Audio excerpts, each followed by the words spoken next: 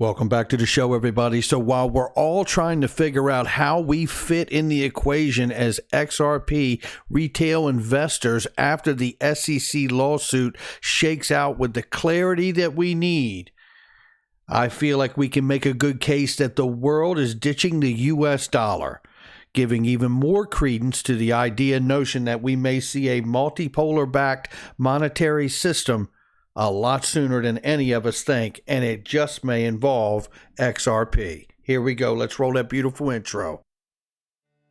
This is Digital Perspectives with Brad Kimes. Subscribe for new content notifications. Now, here's Brad Kimes. Come on in. Welcome back to the show. You can follow me on Twitter at BackupBradleyAbove at the top of the screen and everything that we're talking about here today. Let's go ahead and take a look at that market cap this morning. Let's just refresh the page here. Almost at $1.5 trillion for the crypto space collectively. Now, that is a hell of a number right there. And seeing that 900 billion of it is Bitcoin alone. My, oh my. Looking down here, XRP has moved up to the number 4 spot at 58 cents this morning. It has been ranging. We will keep an eye on it. It was just 60 cents a moment ago. We are looking at potentially seeing it push into another important channel, which would be between 62 and 70 cents, courtesy of Crypto Bull 2020. And we are looking at 33.30% gains on the 7-day. Let's go ahead and get into this right now. So 58.41 is where the number is. 58.62. We'll keep an eye on it again, courtesy of Crypto Bull 2020. XRP getting ready to push through major resistance for that 62.70 cent range. Let's keep an eye on it today. There's something happening every minute of every day.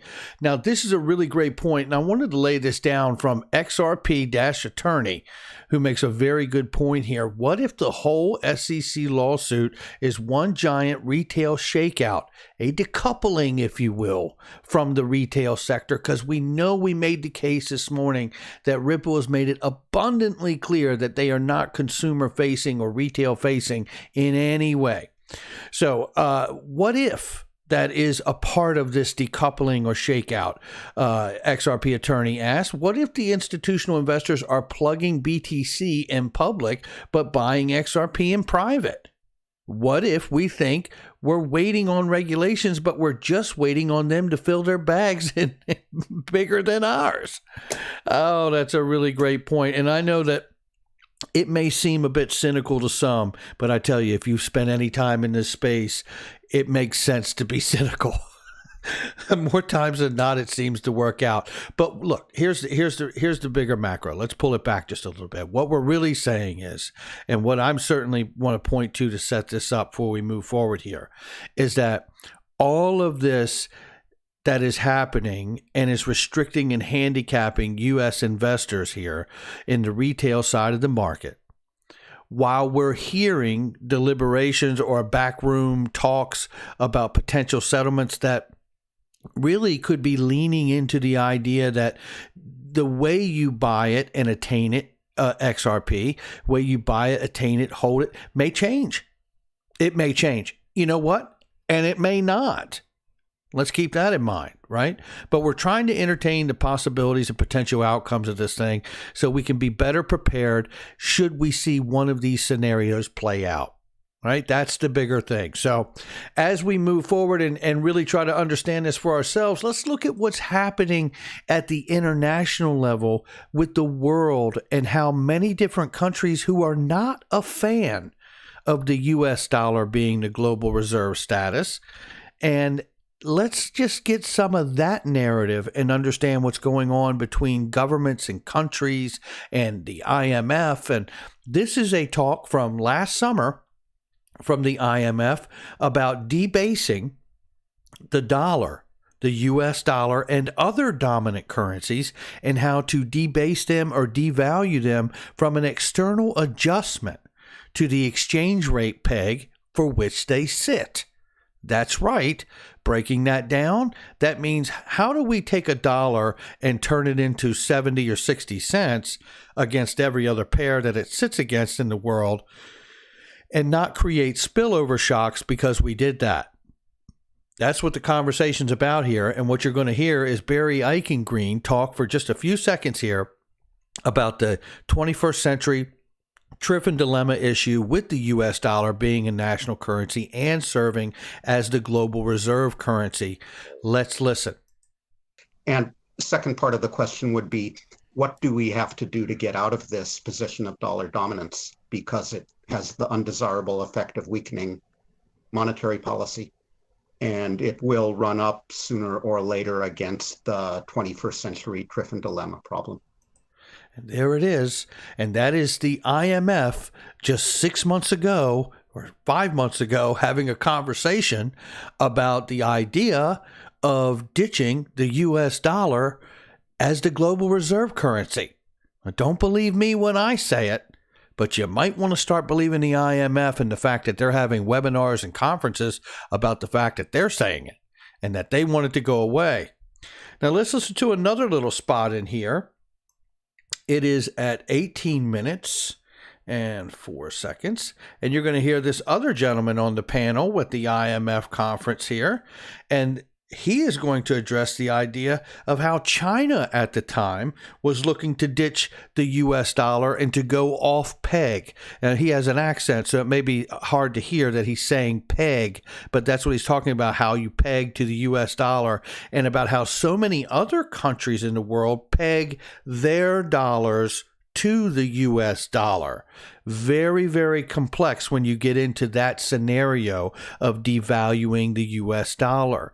You have to understand how that spillover shock will affect the other currencies, especially the ones that have pegged their dollar in their country to the U.S. dollar. Let's go ahead and listen right here.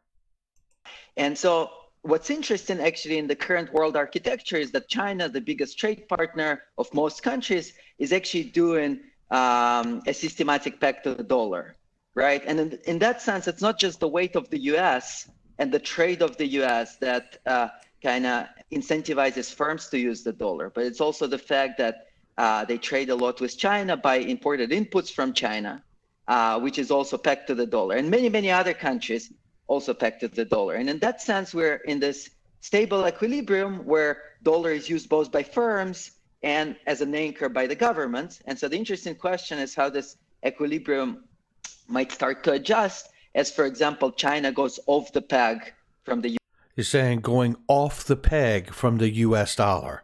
US dollar. And it can have a profound effect on the incentives for firms to change the currency of pricing, right? And that's what they're talking about, is China's very interested in coming off of the peg to the U.S. dollar. This is why China has made a huge push to be out front as it is today with the digital yuan that they have been testing many, many times now, and recently offered a hardware wallet to some of their citizens to test that for the digital dollar use as well. China's not alone, and now we know that these countries are not really fans of the U.S. anyway, but let's understand, this is their narrative, not ours. They're looking to ditch the U.S. dollar. Well, look at this from Michael Val 5 Links. Putin says he's freed Russia from dependence on the U.S. dollar. It's a very short article, but it's very important. Putin announces total independence from Rothschild's controlled U.S. dollar. Oh my, oh my. If I come down here in a statement about the news, Mr. Putin has said his country is finally free from the icy grip of the Rothschild's banking cartel and New World Order cabal. 2 years previous, President Putin prohibited Jacob Rothschild and his New World Order banking cabal from operating in Russia territory under any circumstances. Now, following his current election success, Putin has vowed to continue unburdening Russia's economy from the dangerous monopoly of the U.S. dollar in order to guarantee Russian sovereignty in an increasingly globalized world. He says here, we used to behave naively, but now we see the World Trade Organization rules are too often broken. The restrictions are imposed for political reasons, which they call sanctions, plus more and more of them are imposed to secure the favorite competitive advantages. Now, coming down here a little further, while Putin did not call an alternative currency, It is thought that he is against any currency ending up being a quasi-world currency, specifically if that currency is pushed by the Rothschilds' International Monetary Fund. Well, that's who we just got done listening to. Oh, now this is interesting. Quasi-world currency, Putin says, right? Well, I have proposed the idea that XRP not get a currency designation here in the United States, as it has in many other countries, that it would not be direct legal tender status equivalent of the major currencies of the world for the very reason that Putin is showing you right here. Because he doesn't want to see a situation where a quasi-world currency could be pushed by the Rothschild-backed IMF in order to collapse or take out the value of the other major currencies of the world. Don't believe it. He's telling you right here. This is the effect of working with the Rothschild IMF. Listen to what he says here. These international banking organizations, which are independently controlled by the infamous Rothschild banking family, first pressure nations to decontrol their financial sector, permitting private banks to loot their economies. Once the governments are forced to bail out their deregulated monetary sector, the IMF and the World Bank establish a loan package composed in secret by central lenders and finance ministers that undermine their national sovereignty and require them to embrace policies of austerity that damage employees, families, and the environment. Well, I tell you what, the whole idea, if you've ever followed anything with the Rothschild family and knowing that the sons were sent to all the corners of the world to establish major banks and central banks to be able to run the world, there is some credence to it, because there's a world leader right now over in Russia telling you he's not going for any of it. Now, listen. I know that these countries we're discussing are not very friendly countries, and some of those leaders are not very friendly people, but the reality is it doesn't make what they say any less true. This is from the World Bank, and it is a PDF where they break down the idea of moving to a new multipolar international monetary system.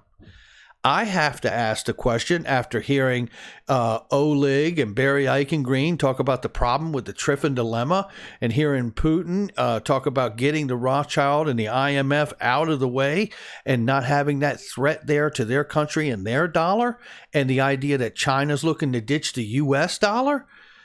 Does he know that we may be moving to a multipolar-backed monetary system? How else would he be able to take back the power for his own country? When I look here, I think, okay, now let's go to the International Monetary Fund, where you see rapid ongoing progress with digital currencies has increased the prospect of adoption of new forms of digital money, both domestic and international transactions. These include central bank digital currencies and the so-called global stable coin, which we know Mark Carney, the former Bank of England governor, has specifically cited that XRP is, in fact, a global stable coin. Here is where I offer to you that the idea may be that we could see a designation or a classification for XRP that allows it to function throughout the world without challenging in the same way that the World Bank and the IMF does when they loan smaller countries money. This is what the argument that Putin was making. The IMF loans them money, and then they put in all these caveats in the loan, and then that starts to challenge the sovereignty of those nations. Well, that may work for smaller nations in the world, but it doesn't work for the larger ones.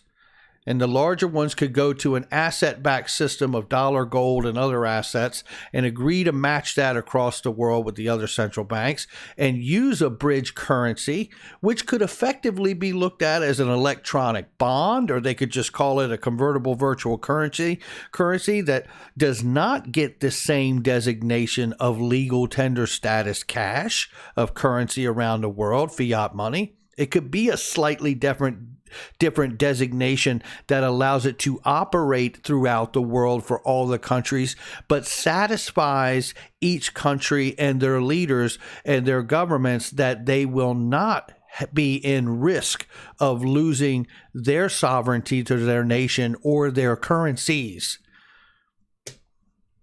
And if you could see that, then you could see how the XRP ledger and the XRP token could serve as a bridge asset to the world in many different ways in all areas of industry. And that could give us a high price of $10,000 or more. That is not hard to see.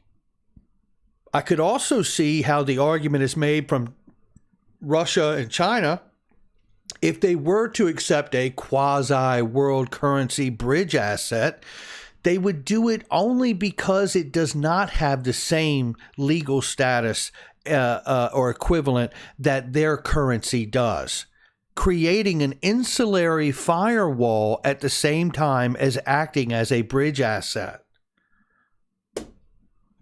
Yeah, I don't know where this goes, but I know that this is what is happening because we know that last year's our World Economic Forum certainly cited the idea that XRP would be used on the wholesale back end for central bank digital currencies for inter and intrabank payments and settlement. It's right there, right?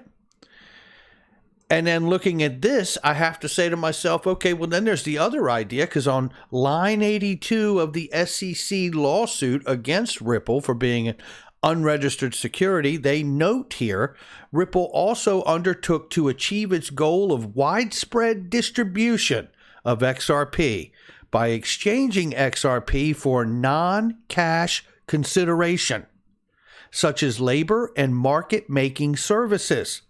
That is pre-allocation, pre-contractual agreements of where you can bring your volume and your service to the asset to help drive the value through it and help show the rest of the players in the industry and those industries that all of this is possible and the asset does what it says it can do. And they can see the benefits of using it, and they could use seigniorage to be able to cover the difference between the spreads of the market makers who begin using it in those corridors, all of it. Through other XRP distributions, Ripple paid third parties to assist in its efforts to accomplish as widespread a distribution of XRP as possible and to attempt to develop a use for XRP.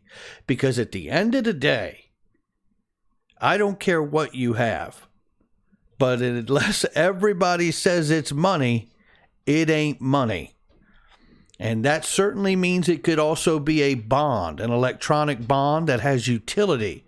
It could also be that, the XRP ledger is the security and it's backed by the collateralization of all these central banks that we just looked at.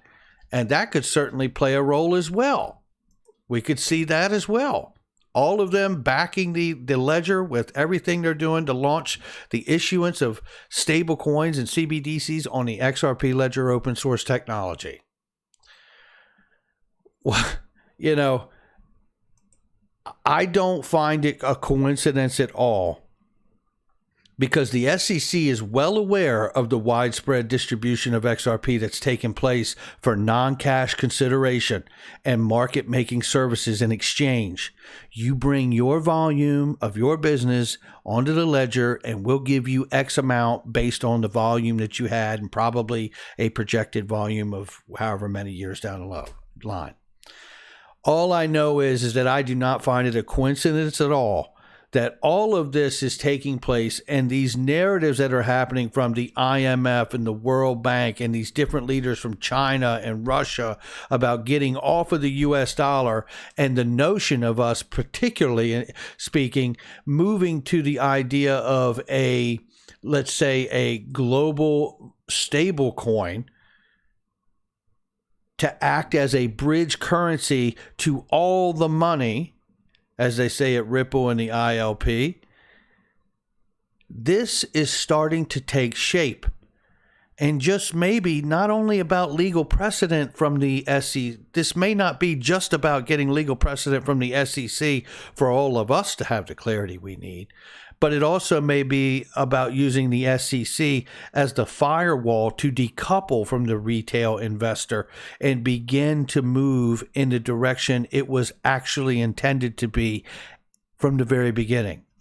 And that's central banks and sophisticated financial institutions. That's going to do it for me. Make sure you hit the like and subscribe. Leave a comment below. Make sure you share with somebody you know. Is the world ditching the US dollar? I'll catch all of you on the next one.